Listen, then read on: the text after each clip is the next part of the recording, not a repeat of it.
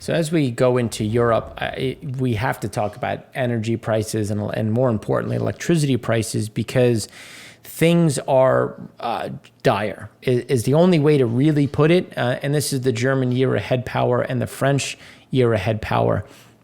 Now, for those that have been following French power and as much as I have, so we did a lot when I was at Bloomberg with my associate at the time, Michael Filatov. And we did a lot looking at, what we're pricing. France obviously had a lot of nuke. One of their largest, if not at times their largest export, was power. But they went on an attack and they went after nuclear. They were shutting everything down. They were telling companies, only do maintenance to keep it from safe. But again, don't add anything to it. And now they have since reversed that stance. But again, as Mark Twain's mustache likes to point out consistently, energy ignorance has consequences. And it's important to look at this because this is even before Russia invaded the Ukraine. Like, we are looking at problems that were emerging way before, and it's not going away. Obviously, that makes it that much worse. But they've relied a significant amount on green energy, and not that green energy is necessarily bad. It just doesn't have the same energy intensity and that density, which is why you typically have a short cycle gas turbine that is backstopping wind, solar. But now that you have a natural gas problem, well, that is going to send electricity prices higher.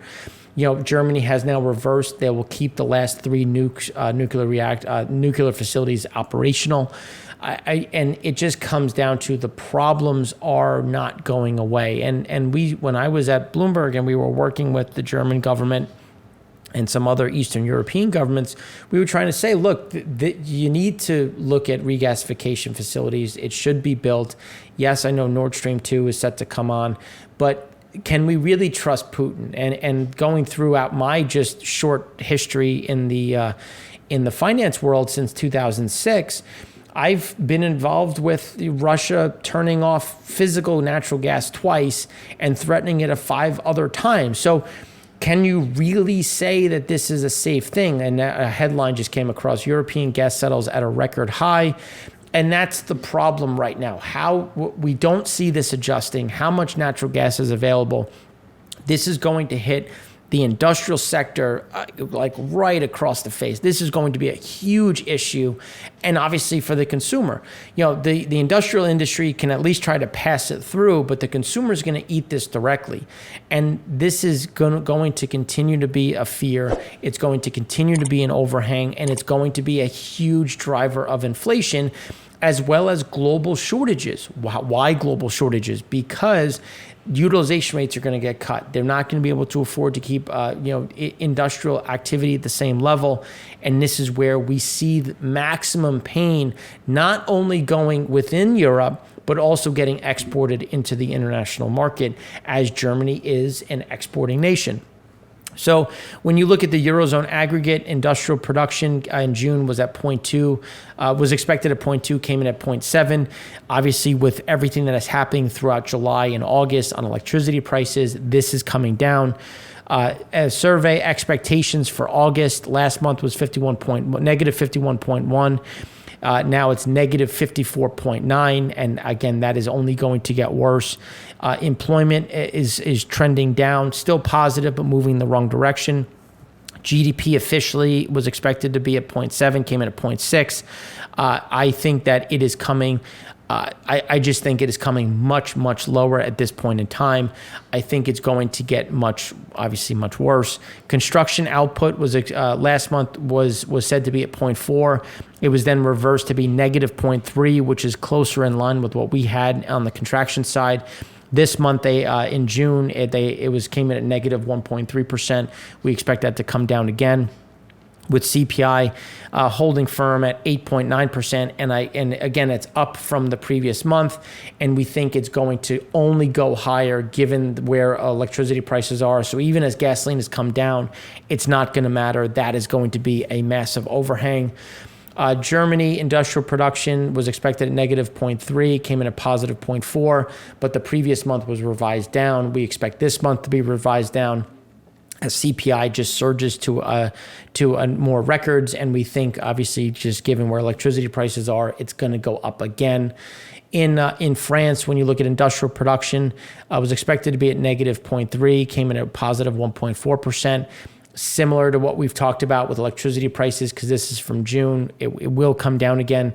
Unemployment rate starting to tick back up. We think that that is going to accelerate as companies try to manage cost, especially as obviously electricity and everything else continues to move up, which with CPI moving in the wrong direction. In wages, was expected to be at 0.9, came in at 1.3%. And that's just increasing the cost for companies. So not only do you have wages going up, which isn't even keeping in line with inflation, but again, you have to have some of that. So companies continue to get hit on all fronts, from in the European perspective, from the wage side all the way down to the power side. Eurozone GDP, as we were saying, just that slight increase, but we do think they're in a recession. I think there's already a huge overhang, and Q3 is going to confirm that. German expectations, again, that negative 52.7, coming in at negative 55.3. It is now taken out the lows set from COVID and is back to the lows that we saw during the European crisis. German power baseload 1 year forward, again, you're just surging to highs. And we don't see this adjusting anytime soon, keeping the pressure at a maximum. Surcharge will push up natural gas prices even further. So you're getting the surcharge coming through, the subcomponent of CPI for natural gas. There's no other way to describe just how much pain they're going to be in when you look at what is going to happen going forward on the energy front and that piece. Fuel for winter. So Google searches for firewood in Germany have exploded over the last couple of months as the country braces for natural gas shortages. They're already talking about again, rationing. Even though storage is consistent, the view is, well, they're starting to ration and roll out a plan in case they start to run down. And there's a fear that if you wait to buy firewood, there won't be any available. So this is them, people preparing for the winter in case the worst comes to pass. And then when you start looking at it from a non-negligible share of output is potentially under threat. So when you look at the different areas and in terms of just other metals and other things, there is a lot that comes from this. When you look at Europe and a lot of these companies employ a lot of people. And if you start to get run cuts, if you start to, and we've already started to get, as the rationing ramps up to try to manage storage for the end of the year, or I should say through winter, this is where we're going to continue to see shortfalls in the market. So even though supply chains might get a bit better, you're now going to get more shortages because European facilities just can't maintain their production, and that's going to keep shortages, which are going to keep prices elevated, again leading to that stagflation that we have been guiding to and talking about so much. Typically, as you have a slowdown, you have a demand response, but the supply response is bigger. So that means you have to have a bigger demand response, which means a deeper recession, which is where we continue to see a lot of this pressure points. Inflation is eroding the purchasing power of Eurozone consumers. I don't think that there's any surprise to that. Again, value versus volume continues to come down as they try to push wages back up, but with just corporate expenses going up, you're going to drive up prices. You're going to drive up a lot of these underlying issues, which is why the euro area inflation is set to rise further in the coming months. We don't see that changing. We see this actually, if anything, it still doesn't have us going high enough, which is going to continue to be an underlying overhang for the area. S&P Global Eurozone Productivity PMI continues to move into contraction. Real labor productivity remaining fairly flat. We see more downside as pressure remains on the underlying economy. Order intake is set to slump. Obviously, there's a concern about factory orders just because factories are slowing down, they're shutting down, they're starting to get that overhang, which we don't see changing in the near term. And this is going to be another, again, that overhang that is going to bleed into next year, showing additional slowdowns in that underlying economy. Composite bank funding rates in selected euro areas continuing to move up, trying to cover inflation, trying to cover the slowdown, the uncertainty, because typically a recession rates go down, but the inflation fears are real. What is the capacity for the company or for the person to manage their price, given that they're going to have to slow down sales? The sales are slowing, throughput is slowing, and this is going to keep those rates up as banks price in more risk. That's going to send those rates even higher. And then when you look at the Rhine, the gas oil barges are moving up. Some of the water levels have gone up. They're still near or just at record lows, which means that gas oil, so everything is more expensive. Food going on the Rhine, products going on the Rhine, gas oil on top of electricity. So they're really catching it from every front, which is going to keep that inflationary pressure to the upside. Italy manufacturing output, PMI, Italy industrial production. Again, we see that all moving down.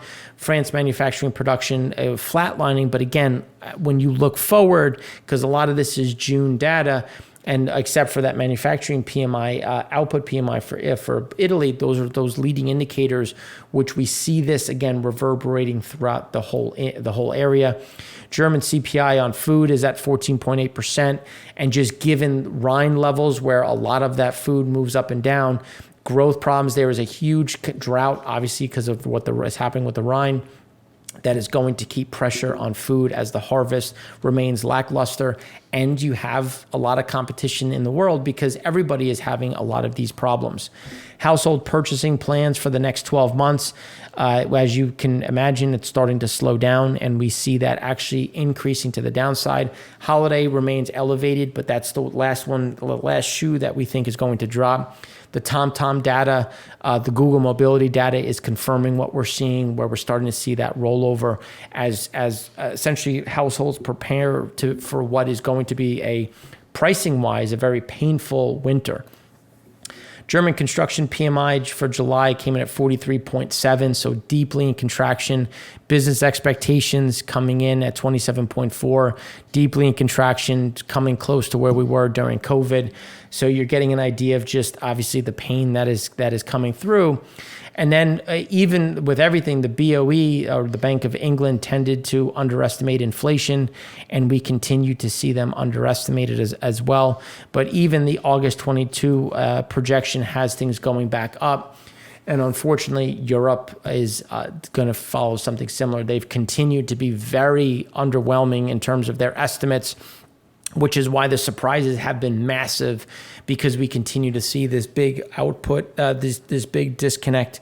And just given the backlog and the issues, we see this as, again, driving them into a very steep recession that has already begun. So that's what we have for you for Europe. We don't have anything positive to say. There's really nothing there that it looks strong. And it's a lot of fear. And again, could this change if Russia opens the taps? It'll help. I'm not saying it won't, because you'll get some of that gas coming through, but I don't see that happening in the near term. It's why the Iranian deal is likely to go through, trying to bring some of that oil into the market. But there is a lot of pain ahead for Europe as an industrial complex in general. So that's what we have for you on the Europe side. On the Chinese, we're now, the next segment, we're going to Asia with a bigger focus on China.